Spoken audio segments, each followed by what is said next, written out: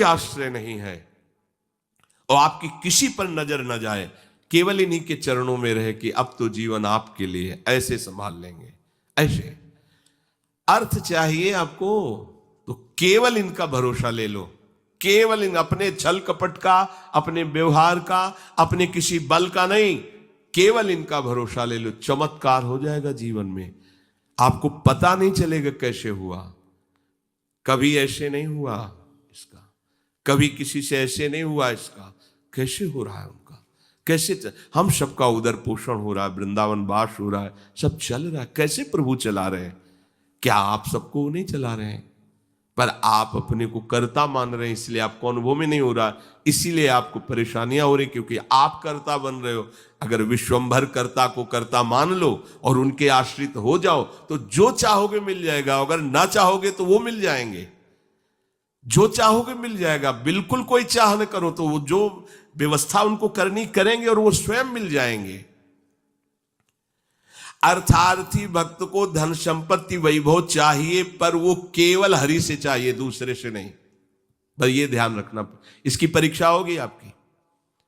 अपने इष्ट देव के अनन्य होकर के यदि आप अर्थ चाहोगे तो बहुत जल्दी आपका परिवर्तन होना शुरू हो जाएगा। पर आचरण आपके पवित्र होने चाहिए, भी ध्यान रखना। आचरण की अगर पवित्रता नहीं तो फिर शिकायत मत करना। आप अपने आचरण पवित्र करो और नाम जप करो, केवल हरि के आश्रित रहो, फिर देख लेना। अगर आपको लगता हो कि भगवान के भक्त बहुत गरीब और ऐसे, सच्ची पूछो, उनको आकांक्षा नहीं होती। प्रभु जबरदस्ती व्यवस्था करते, उनको आकांक्षा नहीं होती। 4 रोटी मांग ली, ऐसे ही पड़े, पूरा जीवन प्रभु के लिए। उन प्रेमी महापुरुषों की चरण धूलि अगर शरीर का स्पर्श कर ले तो पावन हो जाए। देवता तरसते हैं उनकी सेवा के लिए, सिद्धियां हाथ जोड़े खड़ी रहती हैं, पर वो अकिंचन महात्मा किसी से कुछ नहीं चाहते।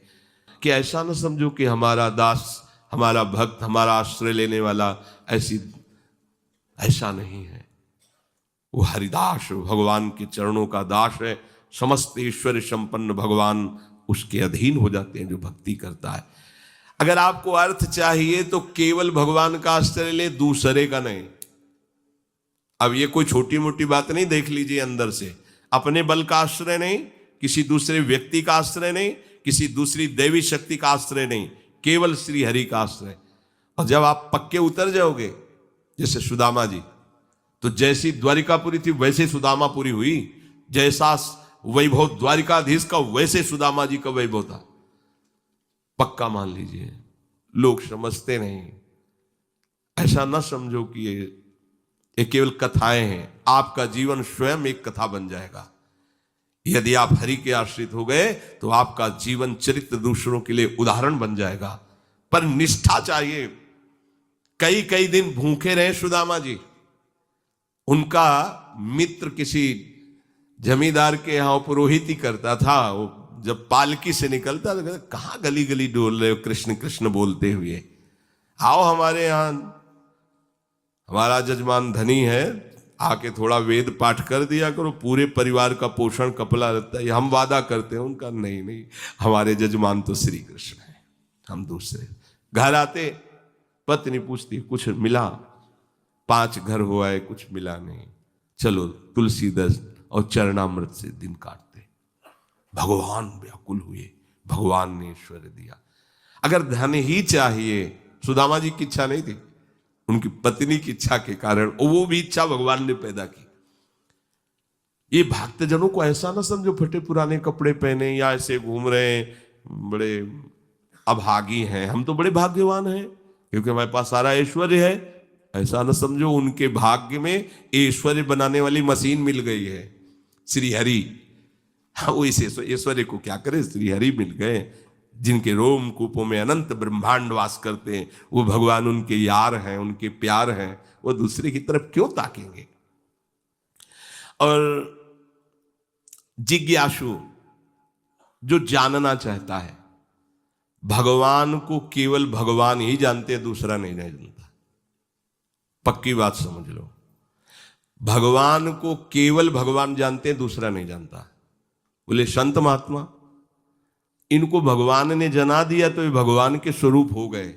सोई जाने जेह देहु जनाई और जानत तुम्हें तुम्हें हो जाई, जानत तुम्हें तुम्हें हो जाई। अब वो ढांचा केवल बाहर से दिखाई देता है मनुष्याकृति, पर अंदर वो ब्रह्मविद ब्रह्मवि भवति, भगवान को जान करके वो भगवत स्वरूप हो जाते हैं। जानत तुम्हें तुम्हें हो जाई। जानने के लिए एकमात्र भगवान का आश्रय लो। अगर तुम्हें जानना है संसार क्या है, भगवान क्या है, मेरा स्वरूप क्या है, तो एकमात्र अंदर से श्री हरि का आश्रय लो, वो तुम्हें गुरु रूप से मिल जाएंगे। बस उनकी आज्ञा का पालन करो तो जो गुरु है वही शिष्य हो जाता है। शिष्य की पूर्णता गुरु स्वरूप में स्थित हो जाना, भेद खत्म हो जाना, अभेद हो जाना। जो गुरु है वही शिष्य का हृदय हो जाता है। ढांचा दो दिखाई देंगे, अब गुरु शिष्य में किंचन मात्र भेद नहीं रहा, अभेद स्थिति को प्राप्त हो गया। यही गुरु के वचन पालन करने का फल है। जानत तुम्हें तुम्हें हो जाई, वो इष्ट स्वरूप हो जाता है, वो गुरु स्वरूप हो जाता है। ज्ञानी जब भगवत स्वरूप का साक्षात्कार हो जाता है तो जिसके अंदर अभेद भावना होती है वो मोक्ष को प्राप्त हो जाता है, और जिसके अंदर प्रियता होती, थोड़ा हृदय द्रवित होता है, वो आगे बढ़ जाता है। उसके अंदर फिर दास्य शक्य वात्सल्य आदि भावों का प्रेम जागृत होता है। ये मोक्ष से भी स्वादिष्ट है। जो मोक्ष सुखानुभव करने वाले बड़े बड़े महापुरुष हुए, उनके अनुभव निकले जब इस प्रेम का रसास्वादन किया। जैसे भगवान के ही स्वरूप से सुखदेव जी जब लालजू की रूप माधुरी श्रवणेन्द्री से गई, और वो तो सिद्ध महापुरुष हैं, जैसा शब्द सुन रहे वैसे ही भाव में रूप जागृत हो रहा है, उनको कोई ध्यान थोड़ी लगाना है। बरहा पीडम नटवर बपू, तो वैसे ही सामने नटवर बपू बिक गए एकदम उस रूप को सुन के। इतना सुंदर श्याम, इतना सलोना श्याम, ये तो ब्रह्मानंद को भी फीका कर देने वाला रूप है। उठ खड़े हुए, 18,000 श्लोक कंठस्थ किए, श्रीमद् भागवत के 18,000 श्लोक कंठस्थ हैं। और ये ऐसे महापुरुष हैं जो जन्म सिद्ध हैं। अपने पिता व्यास जी को स्वयं उत्तर नहीं दे रहे, वृक्ष उत्तर दे रहे हैं। सुकोहम सुकोहम, वृक्षों से निकल रहा है। ऐसे तदात्म भाव को प्राप्त महापुरुष, अर्थात ब्रह्मानंद से भी श्रेष्ठ श्री कृष्ण का रूप रसास्वादन।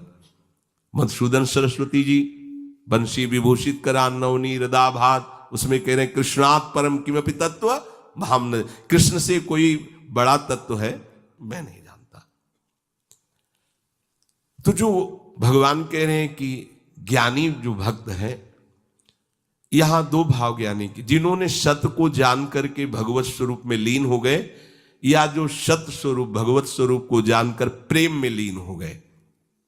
प्रेम में लीन होना, अभेद होते हुए भी भेद भाव को स्वीकार करना। ये भेद मायाकृत नहीं है, ये चिदानंद भाव भेद है, भाव भेद।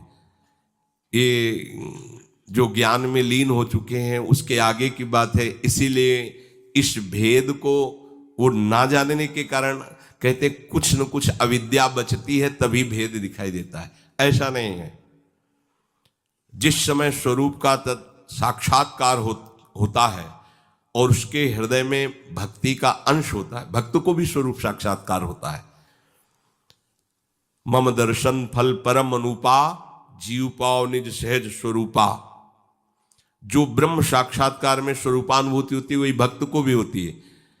उसी समय उसका, वो टिक नहीं पाता वहां, उसी समय उसका आकर्षण होता है उसके आराध्य देव का, और उसकी वृत्ति उसमें लीन ना होकर उस आत्मस्वरूप को अपने आराध्य देव के रूप में देखता है, और इतनी तन्मयता हो जाती कि अपना विस्मरण हो जाता है, बस केवल आराध्य देव रह गए। अब यहां से प्रेम की दशा प्रारंभ हो जाती है। ज्ञानी सब कुछ विस्मरण करके आत्मस्वरूप में लीन हो जाता है, उसका आत्मस्वरूप भी विस्मरण होकर आराध्य देव के स्मरण